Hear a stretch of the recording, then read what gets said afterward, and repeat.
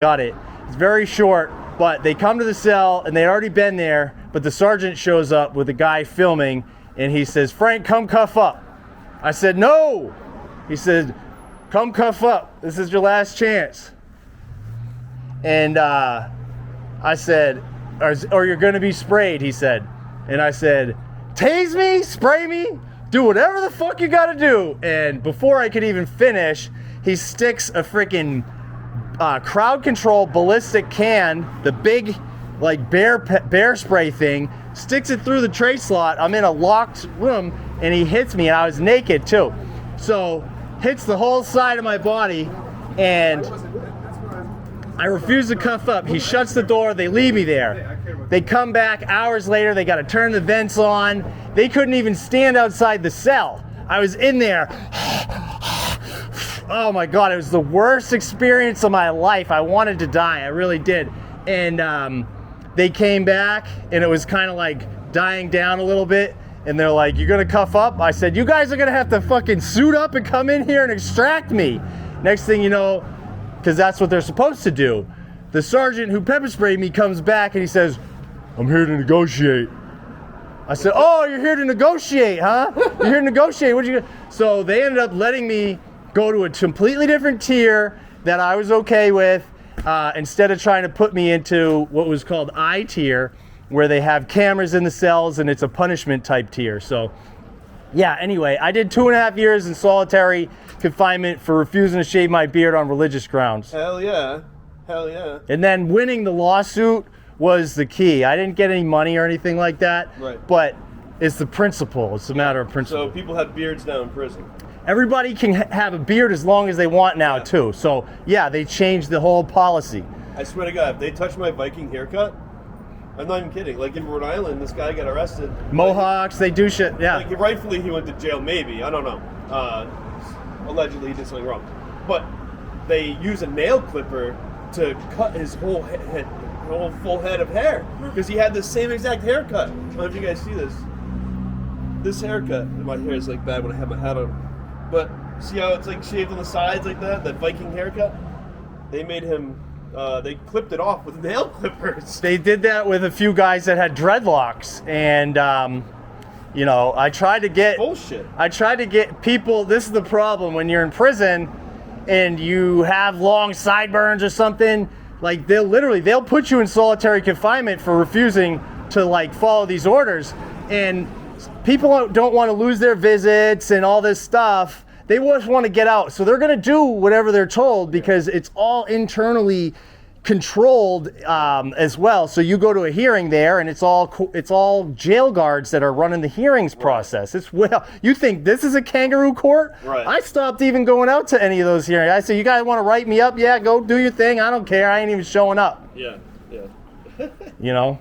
I'm cold. I want to get going. Yeah, let's do this. Hey, good job today. Really. Seriously, You got smokes? Good job today. Yeah, in the car. Sorry, I wasn't. That's here okay. from the beginning. Oh, no, don't worry about it. I don't know if Chow wants to do a interview. Do you want to do more interview questions? Okay. We'll go in the sun. It's a little chilly over here. So April 13th? April 20th. I know, but April 13th is a big day at the State House. Is it? And I think That's what it was? that's why he was pushing for it. Maybe. That was weird, though. I'm like, I want Senator Bob Guida here. And he's like, ugh. It's like, I'm in a conflict of interest. I can't do it. Yeah, he's like, you got to. I said, no, I got a personal thing. Nope. Yep. Personal thing. I don't have to tell you. I would have turned around and said, I'm having my transgender operation. Well, that's what I mean. Like, how do you know these guys, the prosecutors, they're like, oh, yeah, no, I got a thing that day and I got a thing that. How do you know what they got? Right? Yeah. You know, and it was fine. It was fine for them, right? It was fine to give them a pass, but me, no. The judge is getting a little fed up because he is playing with me as far as allowing me to continue this fucking shit show. Yeah. But he I think he's aggravated at the state. at the state. Yeah, because I'm sustaining all But he these. has no choice. I mean, I don't even know how many things I've sustained, objections. Yeah. Irrelevant stuff that he's trying to ask people about other things. Like, it's not a good look. No. And anyway, It's not a good look either that they had Provenza here. I don't think the judge knew that was Officer Provenza on the 10th. probably not. The judge probably didn't know. That's what I mean. If the judge didn't know, how the hell am I supposed to know? Yeah. You know. Because on the 16th, on your motion on the 16th, you say, I want the state to produce Officer Provenza. And in court, before the 10th, you spoke about wanting Officer Provenza as a witness. Right. Multiple times. Correct. So I would just keep, I mean, it's crazy. And isn't it amazing? He wasn't here today. Well, I said something to him. I said, you better have a different IT guy there. Why was he there for the second day? If he was, you know what I mean? He was allowed to be there for the second day too. So even then, after he testified, he was allowed to stay in the room, right? Yep. So what is that? Yep. All right. So just real quick. So the witnesses that testify in your trials, if they sit in the courtroom, can they testify in the other trial for the other 7 people? I would think so. Yeah. I don't see how that would affect any of the other trials because they can't just ban everybody from, you know, Okay. I don't think. Okay. But I don't know either. Yeah. I'm not 100% on that. Okay. Yeah. So I'm gonna ask so that you can. Let me test it that. Appreciate it, bro. Thanks. Word.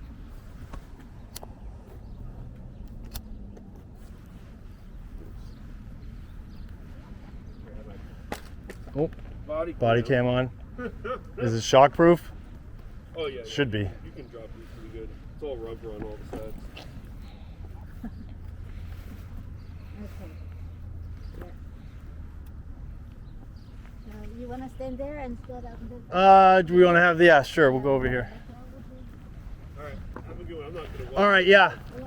Oh yeah, I'll grab that. You don't want people to drive on that, right? Yeah. Wow, Thanks. it's heavy. Yeah. Yeah.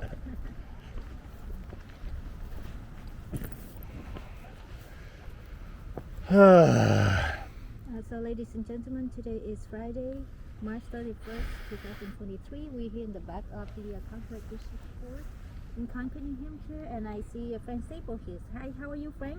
I'm okay. How you doing? Good, good. So could you please tell the audience of Level 5 Media of the recap of what happened to here today in the trial part 3 on your case? So I filed for subpoenas to get the executive council and Governor Sununu there because they're the ones that would be supposedly disturbed, and the meeting was paused at different points, and the state troopers cannot testify on their behalf. And so it's funny because I started showing video evidence, which the prosecutors say is the best evidence, and then they're like, oh, he's submitting testimony of other people because there are people in the video talking. And I'm like, this isn't testimony. I forget where I was going with that. I'm burnt out. What was the question again? Just a recap so the audience of Level 5 Media can know like what happened in the trial number 3 today in the courtroom. Yeah, so the subpoenas, they're relying heavily on really Sununu's admonitions as lawful orders, and Oh, wait a minute. Hold on. I'm sorry. Now, the people who plan to be your witness, can they watch this part? they can watch this part. Okay. So as long as I'm not telling anybody what to say, which I'm not, obviously, I don't want anybody to make anything up or try to embellish anything because it looks bad, because that's what the state police did. And their stories were all mixed up. All of our witnesses are consistent in, going from memory. Some of them, of course, have watched the, the videos from that day as well.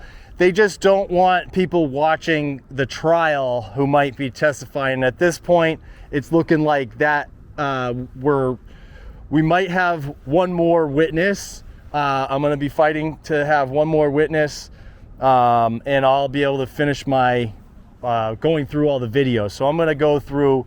We finished the rest of the witnesses today. besides Senator Bob Guida. He called right before I got here. I appreciate you, sir. Salute. He has recently had surgery and stuff, and he was not able to make it today. He will be available after the 15th, so April 20th is day 4 now of this trial, and so he should be able to be there to testify on my behalf. So April 20th at 12:45, is that right? 12:45. Yeah, okay. Yeah. And so I'm trying to think, so what else happened? Yeah, the judge didn't sign my subpoenas. So they're literally keeping me from accessing the court and trying my case. They're not even letting me cross-examine stuff about they're testifying about the governor saying this and that and the executive council. I need to be able to cross-examine them. The state can't just like they tried to say, oh, he's putting forth video with this person and we can't cross-examine them. Well, they're putting forth evidence from Sununu. I need to be able to cross-examine him, right? Yeah. And I want his texts. We know that he was texting, and it's the same thing. We can have the judge review his text with the state police in camera, and if it's not related to the case, then it's inaccessible, and I won't see them, and there's no harm, no foul. But if there is something there, which we know is there, it should be discoverable. So you have your witnesses on the stand, and then you yourself were sworn in as a witness? Yeah, we had like 15 minutes to go, and I tried to tell him, we might as well just cut it short now, but he just wanted to take up as much time as possible out of the thing and try to get it all done. I don't know what he was thinking, getting it done in 2 hours today after what we saw with the previous 2 days. Mm-hmm. And so you were showing a video from one of the person that filmed on that day, on October 13, 2021? It's really the best video because she was live streaming literally the whole time from out in the parking lot all the way in, and she sat directly behind me and Therese. And so you can go to the Rebuild New Hampshire Rumble channel. It is up there. It's the 1013 Executive Council meeting, and that's the Katrina Stokes video. Yeah. And there's a part in there that you were saying something that you want the judge to hear. And did he hear it? I think he heard it, but it's hard. It's hard if the screen isn't right there in front of you and you're listening and you're not being distracted. So, the judge has a difficult job. I will say that. But he should have heard it, and if he didn't hear it, he will hear it when I submit it as a piece of evidence. What did you say in that? That's so important that you want the judge to hear. So I said that I was interviewing with someone right before, and she said, "What are you going to do?" Because we were all loud at the first Executive Council meeting, and we shut it down. And I said that my plan was to be quiet and to be casual, and just to see what happens with the vote. And that was my plan the whole time, because I knew they were going to be gunning for me from the first Executive Council meeting, which obviously they were, and they did, and they came and got me. And so this case, so hypothetically saying, if you, what are they charging you with? Like what crime?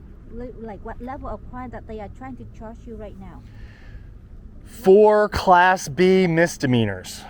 So it's really 2 charges duplicated, and then so there's one charge that says I knowingly clapped loudly and said shut it down, and then another one said I recklessly clapped loudly and said shut it down, and then after they said I knowingly, or purposefully and recklessly. So it's the same elements and the same thing, but they just made 2 separate charges for each instance purposely and recklessly separated into two charges. When it's purposely or recklessly, or it might be and recklessly, I think it's purposely or recklessly. So they're trying to say I did both, and so I deserve a charge on both of them. I don't know.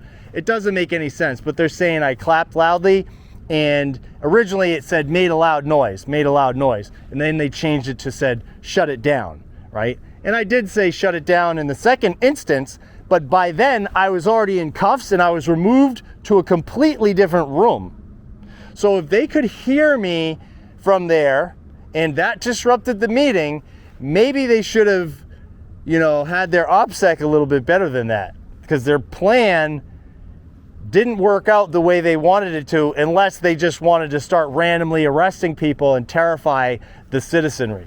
So with all that, all the counts and all that stuff, so the gist of what you just said, from my understanding, so I can repeat it so I understand it, is that the state trying to charge you for saying shut it down and disrupt the meeting before you got arrested. Correct. But you didn't say anything until you got arrested and already zip tied. Correct. Okay, so that's the gist of it. And they testified, one of the troopers did testify to, I did not start shouting until I was in cuffs and I was being put into the van. Yeah. And your plan is you also would like to have Governor Sununu to be on your list of witnesses so you can cross-examine him? Yeah. Yeah. Yep. And that officer, something, what's his name? Provenza. Okay. Yeah, so he has credibility issues, big time credibility issues. He pulled a woman over, and then supposedly his dashboard cam malfunctioned, and then during the stop, he tore her ACL and assaulted her and tried to rip her out of the car and all this stuff. And of course now there's no video of it, and it's his word against hers, but there's a lawsuit and all that. With that case, there's another case where that's a case that's separately had nothing to do with nothing to do with this, okay. But he's the one that signed all the tickets. Okay. And so he has credibility issues for that. That was in Canton, New Hampshire. And then he was also alleged to be performing cavity searches on female inmates or female arrestees. And he told another officer who has now become a pastor and who's put statements forward that Provenza told this pastor, who was a police officer at the time, that he took care of the body cam footage. He did something to destroy the body cam footage or delete it or to keep it from turning on. And so then there was another incident where a man was running from the police and he was unarmed. I think his name was Jesse Champney, and he was shot in the back, and they ruled it a justified killing, and Provenza was the only one to witness it. So Officer Provenza involved in 3 other cases that you just listed out now that affect his credibility issues. Big time. And they're he, still in the courts. And he was the officer who wrote down all the tickets of what each person got arrested for? Correct. Even though he didn't witness any of the incidences. Okay. Yeah. All right. Okay. Now, is there anything else that you would like to share with the people? Anything that you need help with? No. Just get the story out there, and if you guys want to write to your, send emails to the executive council, your state reps and all that, and this stuff can't be allowed to happen anymore. People are afraid to attend these meetings. That was the whole point of this. There are people that I know have stopped going to these meetings because of this incident where they just started arresting everyone randomly. The state police should be ashamed of themselves. I know some of them are, and we need we need constitutional sheriffs. So anybody who wants to run as a constitutional sheriff, go in your county and put in the paperwork. That's really what we need to do. We could start organizing county by county militia, and we can start arresting these corrupt politicians at that point. And so you were sharing the purpose of why you, going through all these trials, the purpose of why you go through all these trials. Could you please state it again here so that people can get why you go through all these 3 days of trials? Yeah, so the Executive Council meeting on October 13th was to accept $27 million in federal funding from the Biden administration for tracking and tracing of New Hampshire citizens, isolation and quarantine of New Hampshire citizens, and all these strings attached where it could be renewed as many times as they wanted to, and that's not typically how these things are done. So the first meeting got shut down at St. Anselm College. They didn't expect so many people to show up and be so upset, and so they canceled it because they said the Executive Council was afraid, and so they left. It was not that they were afraid, it was that they couldn't handle the pushback from the people. So they wanted to set it up in a different place, which is what they did, and they scheduled it for the for the Police Standards and Trainings facility in the Tactical Training Unit. This is at the Police Academy where they train all these officers, right? And they tried to say they held it in that area to accommodate all the people.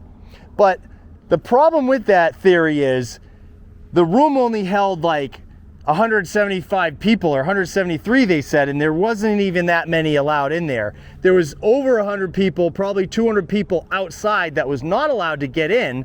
And let's say there was 150 or 175 inside and 200 outside. That's still 375 people. And the State House, Reps Hall, accommodates over 400 people, the entire legislature. So if they were trying to accommodate the public, they should have had it in Reps Hall, but they didn't. They had chairs zip tied together. They only let in a certain amount of people, and they had paddy wagons that had enough seats in them for all the people in those chairs. Everyone could have been arrested that day for nothing. And the first meeting at St. Anselm College, I was there, and the meeting didn't even start. It was canceled before it even start. Correct. So the breakfast thing was there, and that was the moment where I found out. Therese came up to me and said, "Hey, have you seen this?" And it was the fine print in the contract information about the contact tracing and the isolation and quarantine and all that. And I said, whoa, what is this? And so I was running around the room telling all these lobbyists to lock me in a FEMA camp now. Lock me in a FEMA camp now, right? Don't wait. Don't try to get the state to do it for you. Put me in a FEMA camp now. And so that meeting was not allowed to even start. And that's what we should have done with this other meeting, but everybody wanted to let the vote go. And so that's what we did, or we tried to do, but we were still arrested anyways. They made up any excuse to arrest people. Yeah, so what you were saying in there about the entrapment. So for the people who didn't watch the whole 2 hours of trial, could you please say a little bit about that entrapment thing that's going on there? Yeah, so entrapment defense is an affirmative defense, and basically if the police or authorities create circumstances that under normal conditions the arrests would not have happened, then it's called entrapment, and you can't be found guilty when you've been entrapped. And I would say everyone there was entrapped. Every single person, 100%, because Sununu said we would be asked to leave if there were further disruptions. Then Megan Walsh, the trooper, came out and said, if there's any more disruptions, which we don't know what she was referring to, people are going to get arrested. So if there had been disruptions, they should have said, hey, excuse me, we need you to go. You're clapping too loudly. You're doing this, you're doing that. But they didn't. They wanted to put out this blanket warning and make that seem like it was a lawful order to the crowd. But it was not specific, and it was not to the individuals that were making the noises or disruptions, right? You can't just warn everybody for something that a few select people are doing. Don't be lazy. Go, stop licking your boot, and go and talk to the person and enforce the law on that person and warn them and tell them. But no, they didn't do that, did they? So I saw a man who said something in the room and was told to leave the room. He was not arrested today, but he was given the choice to leave today, right? In the room? Remember that? In the courtroom? Yeah, in the Oh, yeah, he was not correct. That did not happen. Exactly. And so what they, in my opinion, what they should have done, if me and Therese did something that they thought was disruptive, they should have said, hey, we've asked you guys, now we are asking you to leave. You're being trespassed. You know what I mean? And that's it. And then we would, if we refuse, then we get arrested. I was there and I actually filmed the arrest of Monica Holmes, one of your witnesses today. And I didn't know what the officer was saying to her, but I saw Ken Irene was, bending down asking her, what did that man say? And she said, she didn't say anything. I filmed that. And then, all of a sudden she got arrested, and I was shocked myself. Because I'm like, she didn't say anything. She didn't do anything. Why was she arrested? And she was not asked to leave if she was disruptive. She didn't say or do anything. So it was on my video, and there was a man stood behind me, and when he saw the other couple with the baby got arrested, and he just said, you got arresting the wrong person. That's all he said. He got arrested for doing that. I'm like, what? He just says small like that. He didn't disrupt anything, and he was not asked to leave. He was arrested. And you know what? I was terrified myself there that day. That was what they wanted. Yeah. That was their intention, was to terrify all the people. Yeah. And to keep people from wanting to associate with me because I have a loud voice and I'm disruptive, right? No, I'm authoritative. Yeah. So I speak with my feet. So yeah, it's just amazing of the fear, and I never seen this happen before, and I never imagined this happen in America. That's why I keep following this, because one day if we are not doing anything or say anything, we're all gonna lose our voice and our right to be in places to know what the government is doing, because they are the public servant. They're supposed to serve the public. I've been dealing with this for over 30 years, okay? I'm 43 years old. I went into juvie around 12, 13, started dealing with Juvie, what's that? juvenile right over here. There's it's one of these buildings. It's on the 4th floor. There's Toby's School. I believe this is where it is. It might be a different state ground, but it was called YDSU, it was Youth Detention Services Unit. So I got put on juvenile probation. I won't get into that whole story. My mother filed a CHINS petition twice. The first one got denied, and then she made up fake charges and whatever. It's a whole nother story. I don't like to talk about it because I don't want to, I'm not trying to play a victim. It is what it is, but I got onto juvenile probation, never had been arrested for any of these things or anything. And then they started locking me up for violating my curfew, because once you're on juvenile probation, they can instill curfews that your parents want, and if you don't abide by them, they send you to juvenile lockup. So I went in and out of juvenile lockup for not going to school and for missing curfews and things like that, and I would go for months at a time. And eventually I realized that I was stuck in this system, and it doesn't matter what the kids say. These juvenile delinquents, they're a bunch of liars. Nobody's gonna believe you. Why do you think the rapes and tortures happened for so long at YDC? I was in YDC when I was 16 to 17, right? And I saw all that stuff. I heard it all. These kids would be reporting things to the staff members and then they cover it all up. And then there's an issue with staff and the kids flip out and they call the police and say it's a riot, but it's because of the treatment by the staff. So I've been aware that the state is not your friend. They're not here to help you. They're not here to protect you. The state's job is to prosecute you and to try to hold licensing and make you pay to live.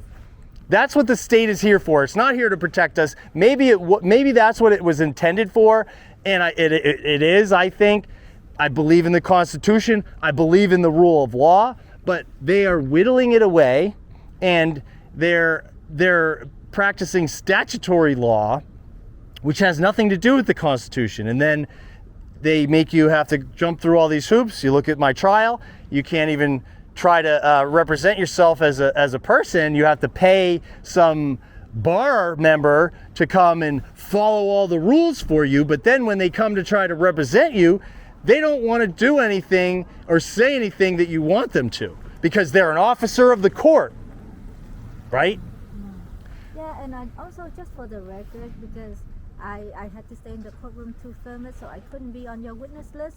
But what you said about that you did not yell out like shut it down or make loud noise before you got arrested, I was there, and I know that's the truth, because I didn't hear anything from you until all of a sudden I heard